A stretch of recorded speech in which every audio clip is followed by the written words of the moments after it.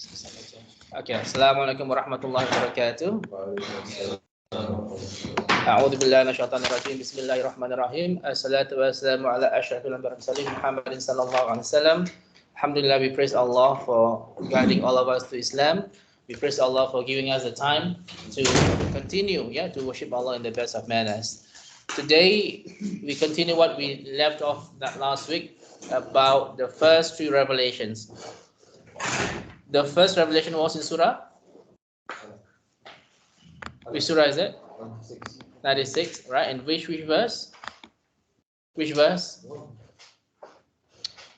1 to 6 or something. 1 to 5, right? Let's go through again quickly, because we didn't finish actually even the first verses that were revealed. A'udhu billahi minash shaitanir rajim. Bismillahirrahmanirrahim. Iqra bismi rabbikal ladzi khalaq khalaqal insana min 'alaq iqra wa rabbukal akram alladzi 'allama bil qalam 'allamal insana ma lam ya'lam. Read in the name of your Rabb who has created you and all that existed. He has created man from a cloth. Read, and your Lord is the most generous, who has taught the writing by the pen. He has taught man that which he knew not. Now, we discussed before, the most important thing that we must know from these 5 verses would be, what is it that we must learn? Knowledge. Yes, seek knowledge must come first. Even to say shahada, you must have knowledge, right? What is, for example, what are the 7 conditions of shahada? Knowledge. Knowledge. Certainty. Certainty. Sincerity. Not sincerity. It is. Yeah, but that's later. Oh, obedience. No obedience. Submission. Not submission. That's not what. Acceptance. You must accept first, right? Once you accept it, then you submit. Number 4, right? Submission. Then number 5. No, yaqeen is certainty. Number 2, right? Yaqeen. Yeah. So the condition, the 7 conditions is again knowledge, yaqeen, certainty, acceptance of whatever Allah has revealed to us. Number 4. Sorry. Truthfulness. Number 4 is submission. Number 5 is truthfulness. Number 6, sincerity. You do it for the sake of Allah, not because we're going to get married. And number 7, last one. Love. First time. Therefore, everything that you are going to implement, inshallah. All right. Now let's continue about this, because some of the things of knowledge, because some people have knowledge, right? But they don't implement it. Is it of any use if you have knowledge but you don't implement it? I've seen a lot of people, right? When you ask them questions, they know everything, but implementation is very different, right? Allah will not ask us about how much knowledge you have, right? It's about it's all about actions, right? Agreed? That's what Allah said. فَمَنْ كَانَ يَرْجُو لِقَاءَ رَبِّهِ فَلْيَعْمَلْ عَمَلًا صَالِحًا وَلَا يُشْرِكْ بِعِبَادَةِ رَبِّهِ أَحَدًا. Which surah? Al-Kahf, verse number 110, right? The last verse of Al-Kahf, the last part. And for those who hope for the meeting with his Rabb, 2 things. Let him work righteousness, that means you do good righteous deeds, and let them not associate anything with Allah. So, doing good deeds and no shirk, as simple as that. Yeah, that's why it's not about here that you have, it's about your actions. Surely, if you know about the prayer, about the fact that the first thing that we have been asked about, would be asked by Allah, would be the salah, surely we would concentrate on our salah. Agreed? And this is sadly lacking in many people. Most have knowledge, but they are not implementing it. Yep. Now, 5 things to know about knowledge from Sufyan al-Thawri. I continue from where we left last time. The excellence of knowledge is due only to the fact that it causes a person to fear and obey Allah. Otherwise, it's just like anything else. What does it mean? I repeat again. The excellence of knowledge is due only to the fact that it causes a person to fear and obey Allah. That means even though you have knowledge, but you still are living your salah and you are still you're still taking drugs, go to the clubs, you still, when you're watching football, miss the prayers, and no, knowledge is nothing. You agree? Doesn't matter whether you memorize the Quran or not. So it's very important to understand this. It's not just about I attended this Sheikh, I attended, what's his name? The one I don't like. Stuff that's in on YouTube. Yeah, Mufti Mengs and all this, Umar Sulaiman, all this came, and then it doesn't matter, you have to attend all this, right? If you are still supporting the LGBT, right, then subhanallah, you are completely contradicting what Allah said in the Quran. So the only good thing that you have knowledge is it should make you fear Allah. Surely, if you fear Allah, you want to. Allah has these limits that we must not cross, right? So we must know this, right? There's no point you have knowledge that I'm working at the Tesco at the till, right? And then I'm serving alcohol. And completely is not allowed. There's no point to not have knowledge. You think that you have knowledge, then you are working in what do you call it? The banks are working in Deliveroo. The worst thing, right? That you think you have knowledge. Again, I say openly now, right? With those who on the video, on anything else, you claim that you have knowledge, but you are cheating your way and claiming benefits without any excuse. You agree? There's a lot of people doing that. Oh, I hate this country, right? I want to, this country, this British and Indian. Who pays for your house? Who pays for your thing? It's the government. How hypocritical that people can do this and claiming you go this kuffar country and all this, and then you're quietly taking the money as if it is okay for you. And people are sometimes purposely working part-time in order to gain all these benefits, and all this completely will be exposed on the day of judgment with money issues, which a lot of people claim, oh, I'm a good Muslim, I go to the mosque 5 times a day, right? I went to this course, that course, and completely when it comes to this, you're oblivious to the fact that you are accountable to every single thing that you do, right? You can't escape from all. You can't escape. You can't escape from this government, right? By not declaring. Well, some people, as you know, right, they have a house from the council, then they use the house to rent to other people, get the money, and stay with the siblings or see other parents that can get this money. And I've seen it. And I've seen the consequences of this also. I won't mention it because the person might be listening, right? I see the consequences of all this, right? How they lose many things in this life. And the hereafter is very different, right? So be careful about claiming you have knowledge, because according to what we got it from Ibn Rajab, related this from Sufyan al-Thawri, right? The excellence of knowledge is only it can be seen, the excellence, when you are able to have taqwa, when you are able to fear Allah. In many verses in the Quran, Allah will say, ittaqillah, right? Have taqwa to Allah. Ya ayyuhallazina amanu taqullah. In many verses of the Quran, right? And that is only when that comes, then alhamdulillah, you got knowledge. And it's very important, right? To not to do things. So for example, even in cultures, Pakistanis cultures, Albanian cultures, you have all these things that it has prohibited in Islam very clearly, right? In terms of perhaps alcohol, but free mixing and all this, right? In my culture too, right?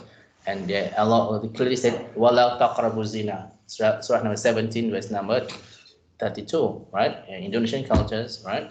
Don't care about free mixing, right? In the sense that boyfriends and girlfriends are very prevalent. Agreed? You even have the chick to bring the parents, your both boyfriend and girlfriend, introduce them. Oh, it's okay. And then parents say, oh yeah, let's come to the house and all this, and then go out together, right? One of the worst things, of course, is when you want to have engagement first. You're engaged first, right? For them, engaged means you can go out, hold hands, see movies. You agree, right? And it's completely un-Islamic. And how can you claim that you have knowledge? Right? And it's very important what this person said. That's why when we discuss about this first three revelations, we need to go in detail, not just about our knowledge is good, you need to mix the people with good knowledge. It's not just about that, but what you actually practice. Yeah, and it's very important that we listen to this, inshallah we implement this. Ibn Mas'ud said, so Hassan al-Basri said, whoever learns something in the name of Allah, so Hassan al-Basri rahimahullah said, whoever learns something in the name of Allah, seeking that which is with him, he will win. Salam alaikum. How are you? I was standing outside. I thought the girls' class was still going on. I was so scared to come in. It's okay. Somebody came in anyway and saw some suitable partners.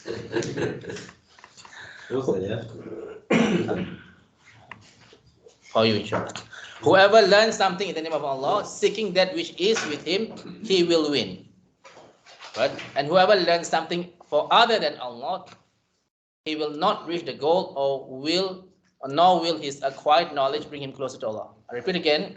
So this is why Ibn al-Jawzi, whoever learns something in the name of Allah, that means sincerely for the sake of Allah, seeking that which is with him, he will win. That means he will enter Jannah.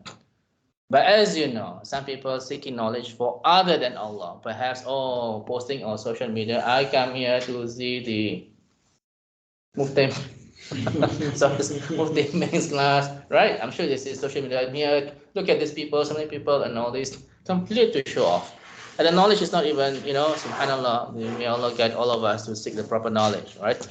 And because if you do this according to Hassan al-Basri, rahimullah, right, it will not bring you closer to Allah. Right? And it's important to know that when we seek knowledge, inshallah, we come here, it should bring you close to Allah. Agreed? If not, why come to places that we only waste of time just taking books and seek knowledge once? But what do you see in yourself? And when I say see, it's not about this, not about this, right? It's about your actions, right? Are you more God-fearing? Are you learning more, right? Alhamdulillah, what's his name? Ayub saying, Alhamdulillah, you can read the Qur'an now. May Allah make it easy for you in Ramadan, with the Qur'an, right, for the first time, right? It's a really important achievement that you put the effort, inshallah, and you see the effort, inshallah. Even when you read the Qur'an, what do you see in yourself? It's not about reading the Quran and put into a selfie and memorize Quran and you don't see in yourself. The Quran is meant for guidance. ذَلِكَ الْكِتَابُ لَا رَيْبَ فِيهِ هُدًى لِلْمُتَّقِينَ. This is a book, there's no doubt about it, a guidance for those who are God conscious. Right? If you don't see anything in yourself, then you need to look at what kind of knowledge have you learned and rethink about your strategy of seeking knowledge. It's quite important that you see with what you learn and implement what you learn, inshallah. Yeah. The next one, Ibn Mas'ud said, true knowledge is not measured in relationship to how much you memorize and then narrate. But true knowledge is an expression of piety. That means protect oneself from what Allah prohibited and acting upon what He has mandated. And this is quite important, people, and I've seen it, right? Not criticizing, but just commenting, right? About people who claim they memorize the Quran, and then action is completely different, right?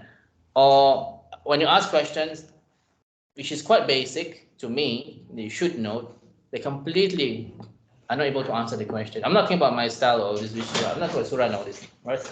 Walaikum salam wa rahmatullah. Right? And this is quite important. Right? Usama, quickly. I haven't seen him for a while. No, quickly. Right? So I repeat again one more time. Usama. Yeah. So Ibn Mas'ud. Who's Ibn Mas'ud? Sixth person who came to Islam. One of the Sahaba. Ibn Ibn Mas'ud. Mas'ud. He was the one who recited Surah Rahman and told the Quraysh to eat in front of the Kaaba. Yes. All right.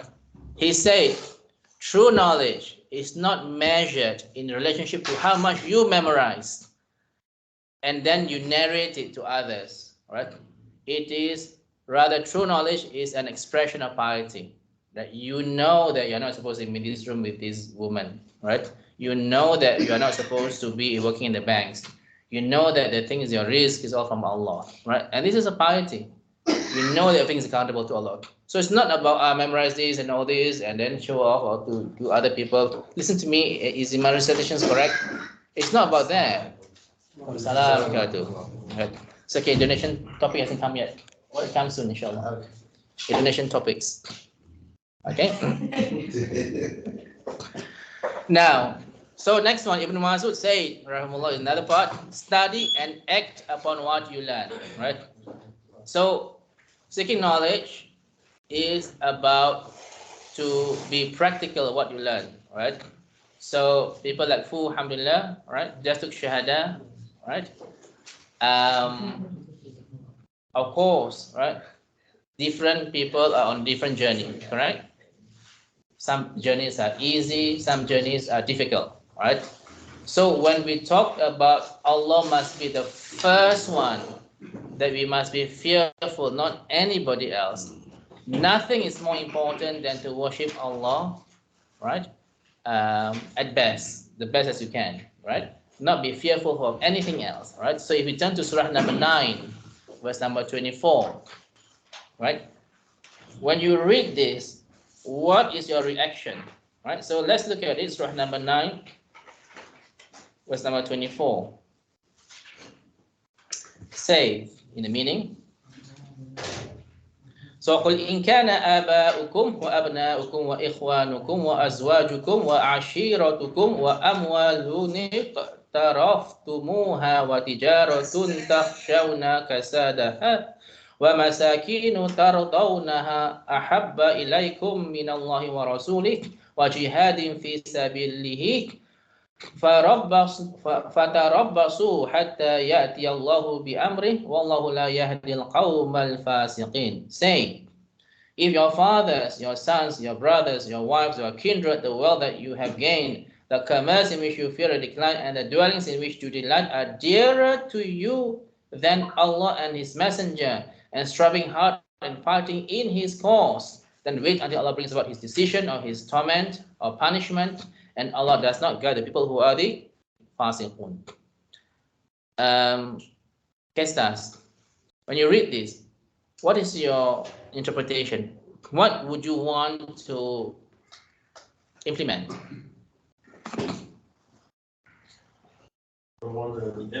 Yes. Okay.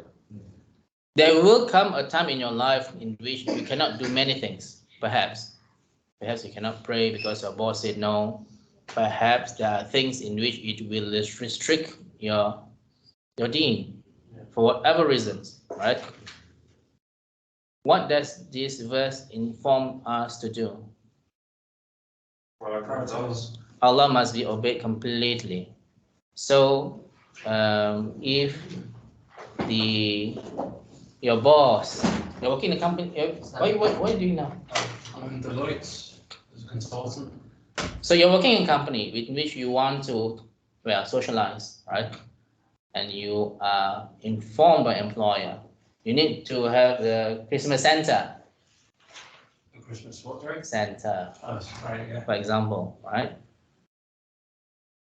What do you do? And your Christmas Santa partner is your immediate boss. Oh, I see. I tell them that, to be honest, everyone in my team, they know I'm a Muslim, so if I tell them that, Okay. I'm gonna Would you do it? Because your secret Santa is your boss, no? Okay.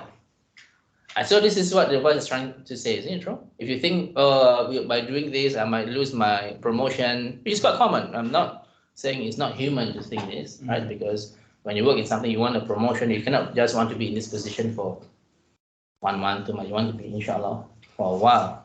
Yes. That's like how Zulkarnain said, that which Allah gives me in provision is better than your tribute. Yes. Yeah. So, and quite important to realize this, that Allah is the one who we completely must submit to. Remember when we talk about deen, what does deen means? There's someone to submit to. There must have 4 things, right? If you have a deen, as you said, must be a subjugator, the one whom we completely submit to. Secondly, Rules. there must be do's and don'ts, commands and prohibitions. Secondly, Rewards and punishments. rewards and punishment. of those who obey get reward, those who disobey be punishment, deservedly, right? Deservedly, right? Now last one.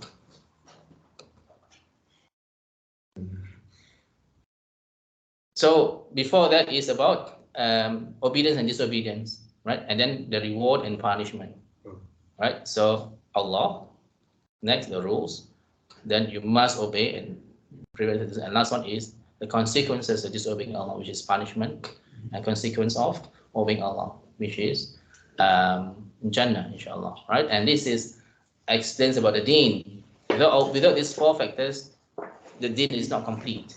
Yeah.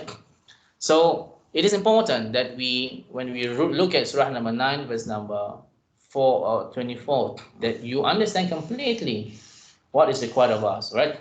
So I know some people are scared of the parents and all this, right? Understandably because of situations, but as maybe about 3-4 years along the road, inshallah, when your iman gets firm, surely when you read this verse, it should be more impact that Allah must be the one whom all of us must fear the most, rather than anybody else, including parents and all this. Yeah. Abdullah bin Mubarak rahimahullah said, listen to this, we are in need of a small amount of adab than knowledge. What does it mean? What does adab means? Manners, akhlaq, right? So we are more in need of a small amount of adab than much knowledge, right? So Ayub, you've been to Umrah, right? And you will see the adab or the manners of the people who went to Umrah, right? You went to Umrah, right? You see, right? It's very different than what you think is supposed to be right in front of Kaaba, right? And this is something in which if you have adab, you wouldn't want to do things that perhaps will annoy others, right? And the best Muslim is always the one who will not cause harm to others, right? Not push, shove, and all this on the kiss the blackstone, which is only sunnah anyway, to kiss blackstone, right? But you are hurting others in order to get what you want. Hurting others is haram. On the other hand, it's a sunnah to kiss a blackstone. So you need to make sure you understand the rulings of this knowledge about this, right?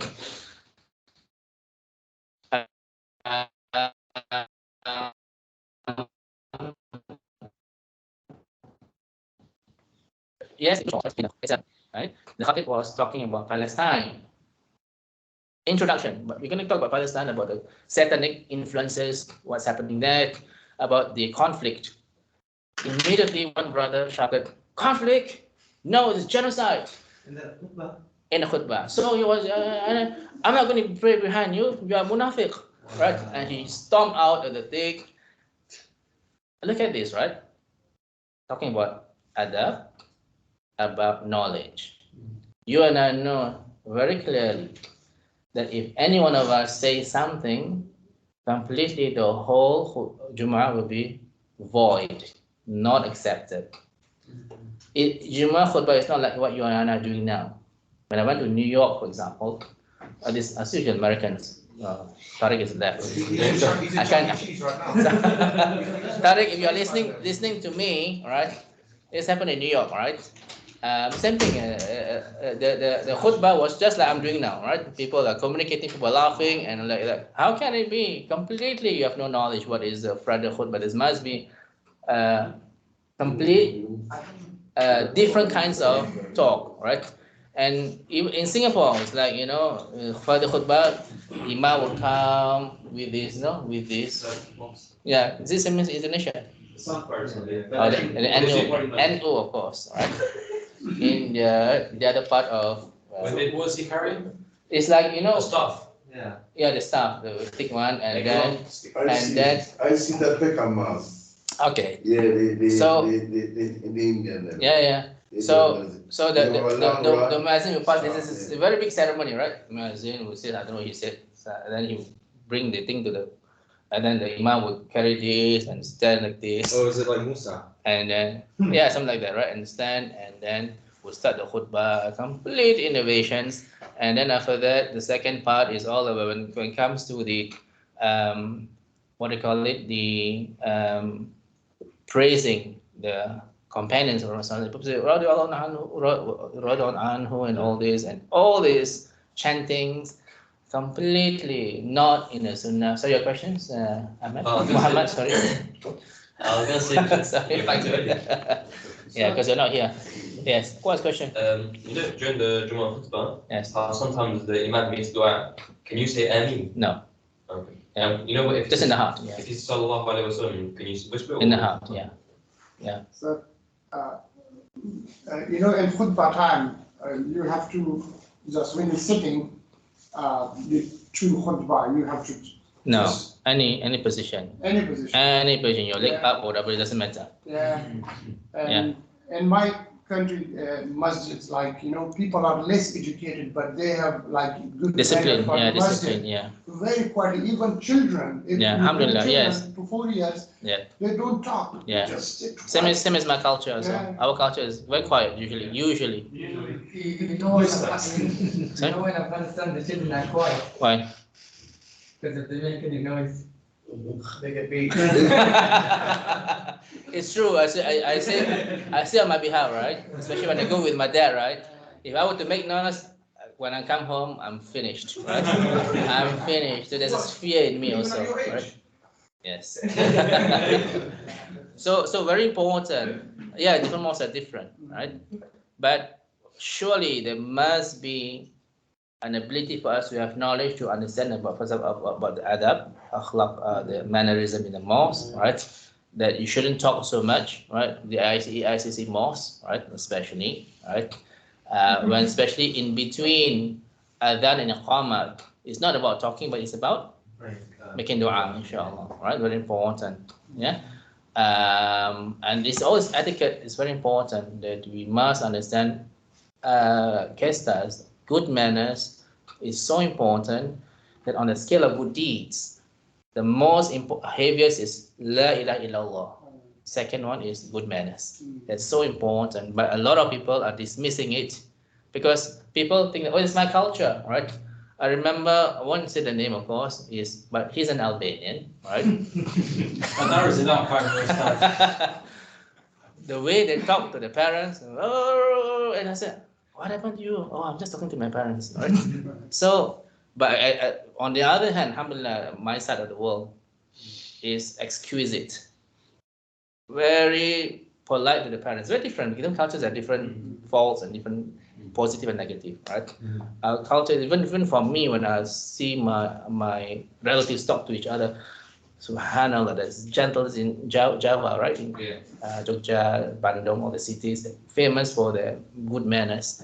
The way they speak is so, you feel like a soul is so good, so nice, and so polite. No, seriously, Usama, the first time I went to Umrah, right?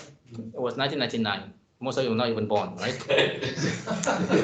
But I've never seen any Muslims other than from Singapore, Malaysia, Indonesia, right? So I thought, I even thought the head is like, is black, you know? I thought there's a common head for it, because I've never seen anybody, right? So when I first went there, my God, they're so rough. For us, I'm sure you know, right? When Indonesians go there, they will be shocked because the mannerism is so different from us. There's roughness, and they don't care anybody, shoutings and all this. Is our side of the world. We same thing as we never shout in the mosque. I've never seen anything like that happen, where somebody shout, especially on Friday prayers, to the imam and say, "Oh, you're munafiq" and all this. I want to know. In the haram. Sorry. Is it in the haram? Like haram is a lot, of course. It's just like here, right? Allah shayatin inside. Do you know that they do it here to regular? Yeah, I was telling them haram is like in the Makkah is like here, right? Up to 4 weeks ago, I have to pull the side door to let out Sheikh Khalifa. Yeah. He was telling them about, say, in Palestine, what they're doing is using fire, because the American and the Englishman is helping to the teaming up together with the people them to fight the people in Palestine. Yeah. So he was saying, say, that's not right because you're supposed to use prayer to Yeah. cool down that, not fire against fire. Yeah. You pour the petrol on a fire, it's gonna blaze. That's Yeah. what it's. You tell him to say so. Like shouting from upstairs, some sister. Then you hear some brother downstairs start to shout, oh, you a massive, what you talking about? On Friday. On Friday. And look what you're talking about. Yeah. Yeah. And it's before Friday now. Sheikh Khalifa, he's so afraid that he don't come out and give no more cup. I'm surprised I can understand him. Don't give no more cup again. Ustad, I've got a quick question. Then we laugh, right? Then we laugh, he said it. I know. The man is catching afraid like that. Yeah. Not even cook my man to come out and give again. Yeah. So just to clarify, like in the Friday khutbah, like at the end of the khutbah when they're making dua, Yes. so do we not say Ameen when? You say I mean, but I would say in my heart in all this because we're not allowed to say anything in Okay. the mosque when doing the khutbah. All right. Okay. Now, 6 narrations on knowledge. All these are quite important, isn't it? What we discussed, right? Things that you hardly heard of, right? Because we think knowledge is knowledge. Have a lot of knowledge. It's not about knowledge. What can you see in your knowledge from what you have, and it's quite important, right?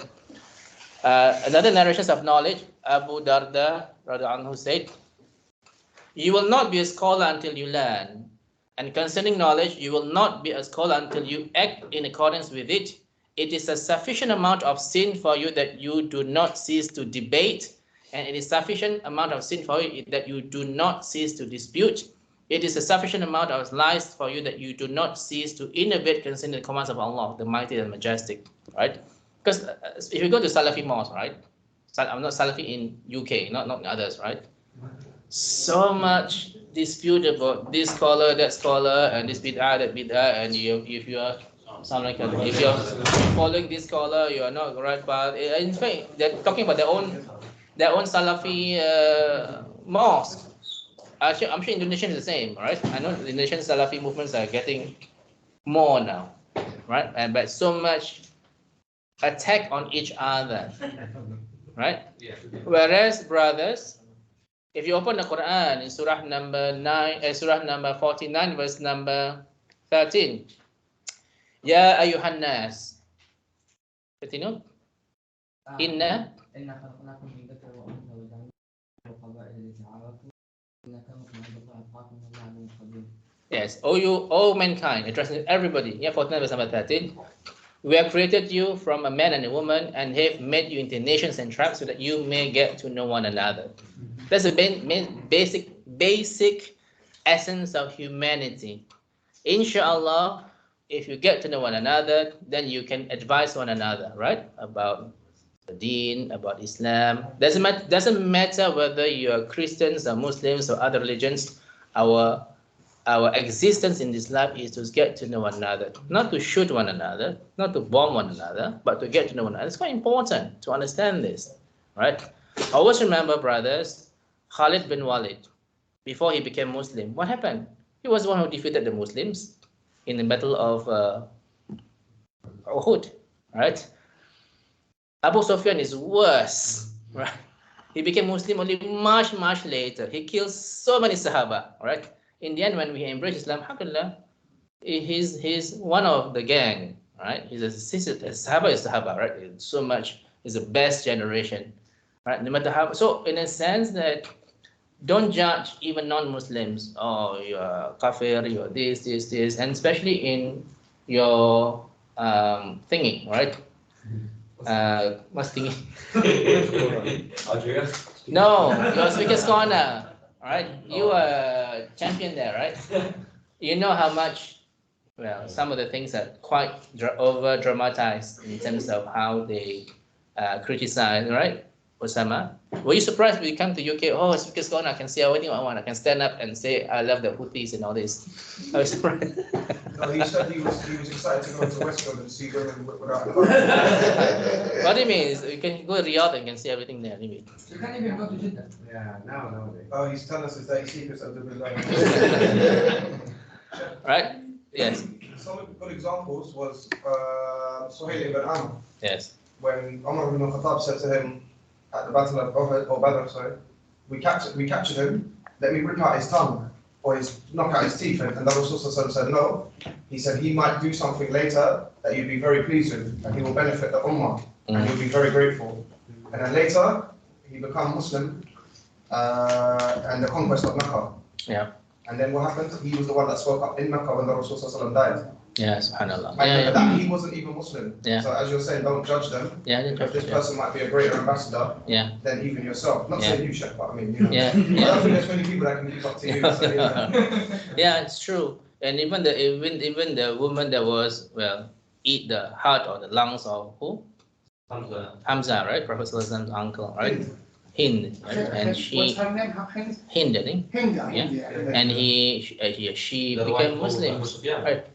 Yes, I think so. Yeah. Not your wife, and again, very important verse in 49 verse 13, right? That our role is to get to know one another with the hope, inshallah, that we can pass the message of Allah to everybody. So never judge. And it's important that we, when you have this knowledge from the Quran, to implement it, right? Because like it or not, when you go to, for example, the speakers corner, people are not implementing that, right?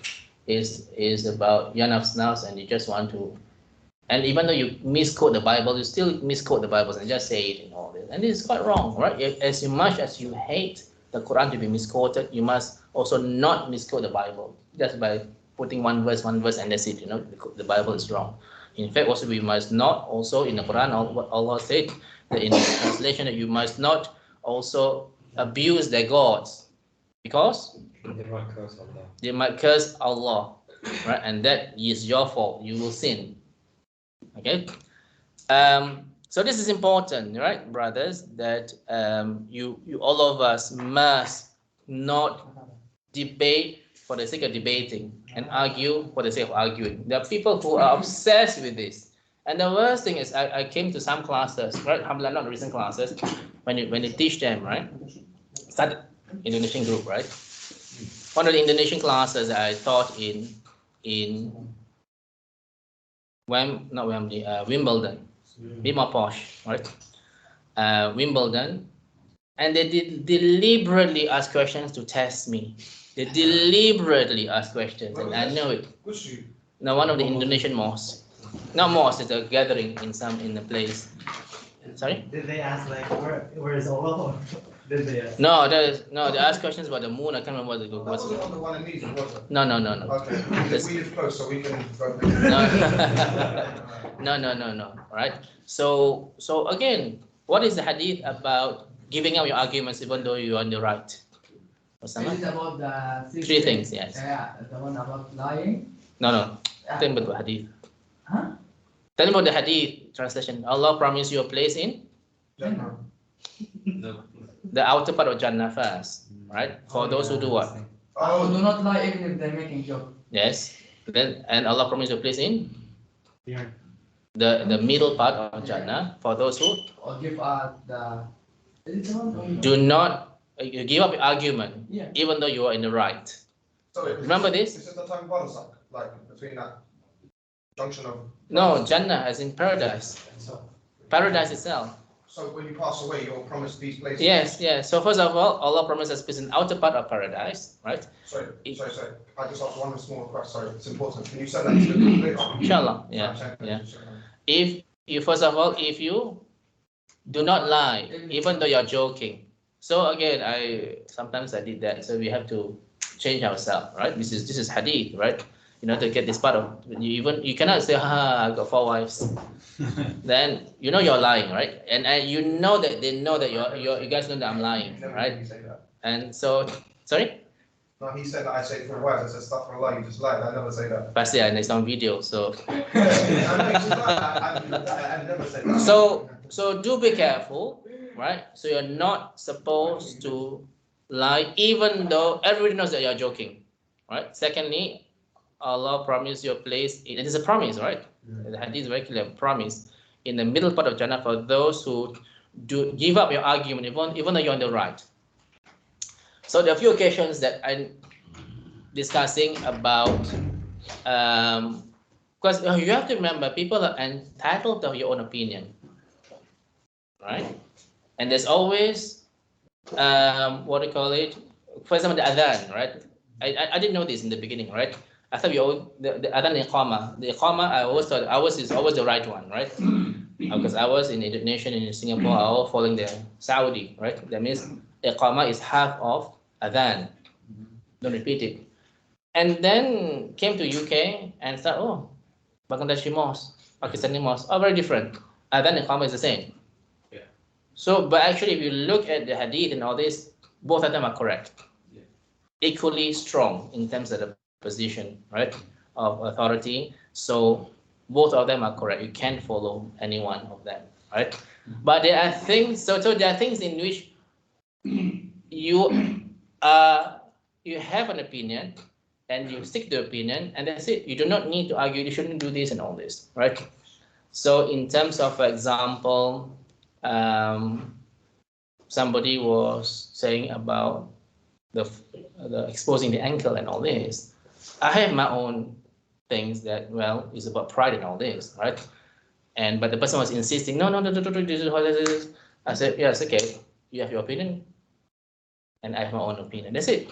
No need to go through about things that until, because some people saying, one or two people even stop coming to this class because of some opinions that I say, because my opinion is never my opinion, never.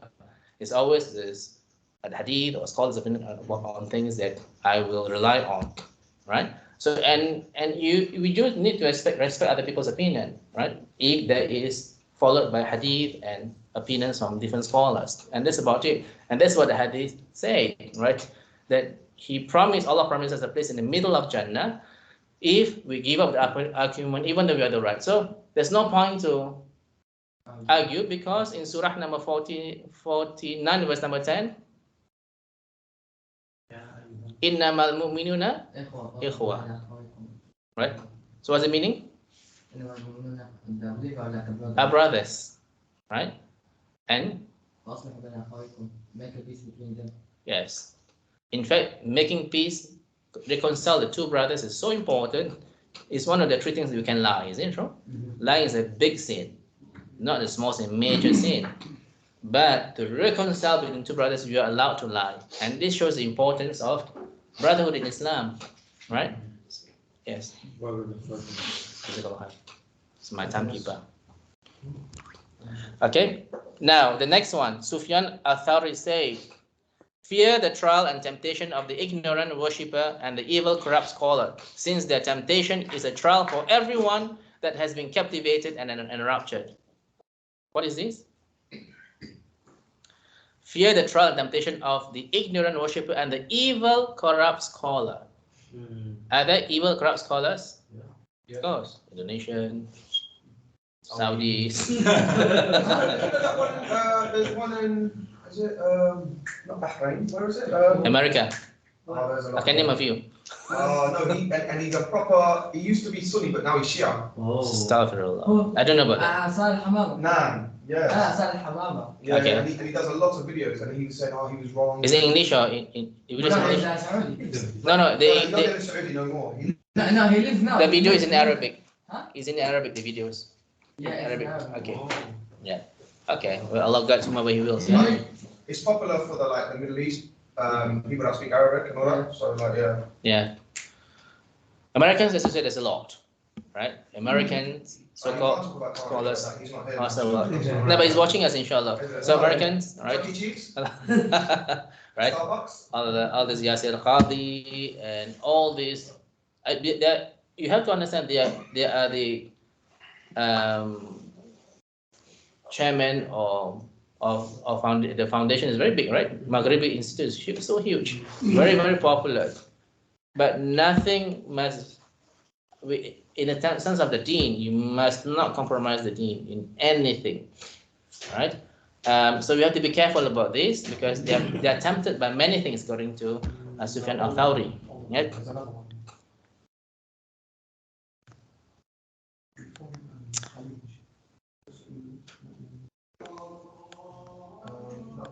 Okay, any questions so far?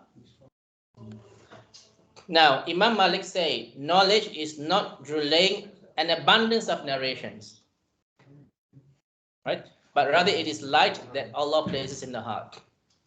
So people can, like me, right? Oh, this hadith, that's not really about knowledge, but it's about what's in your heart, the light in your heart. It's quite important. People are trying to show off your knowledge, including the Quran and hadith, yeah? But it's all in the heart, inshallah, right? The next one, right? In Surah number 35, verse 28, إِنَّمَا يَخْشَى اللَّهَ مِنْ عِبَادِهِ الْعُلَمَاء, right? Which means that it is only those who have knowledge among his slaves that fear Allah. Is it true? Yeah, of course, at the beginning part of the talk, we said, make sure that knowledge that you have allows you to fear Allah. A lot of people with knowledge, they don't fear Allah. Isn't it true? That's why they compromise, because people give money, and some of the Middle Eastern so-called scholars, that they're able to compromise everything, right? In the sense that the rule is always correct. And therefore, if you were to disobey or say something else, where would you end up in? Prison. Like our brothers. but and this is important, that there's all the previous scholars, right? Bukhari and all this, right? Imam Jawziyah and Ibn Taymiyyah, all these, right? They were in prison, right? In some form or another in their lives. Some of them even died in prison, all this. So, and this is quite important, that perhaps we have to understand that, of course, being in prison with Allah. In fact, some of the scholars happily in prison because, why were they happy in prison? More time to study more time to contemplate and all this. SubhanAllah, right? It shows how the true iman of some of these scholars. Right? So let's take a break, inshallah, and then we continue with the second part of our talk, inshallah. Yeah?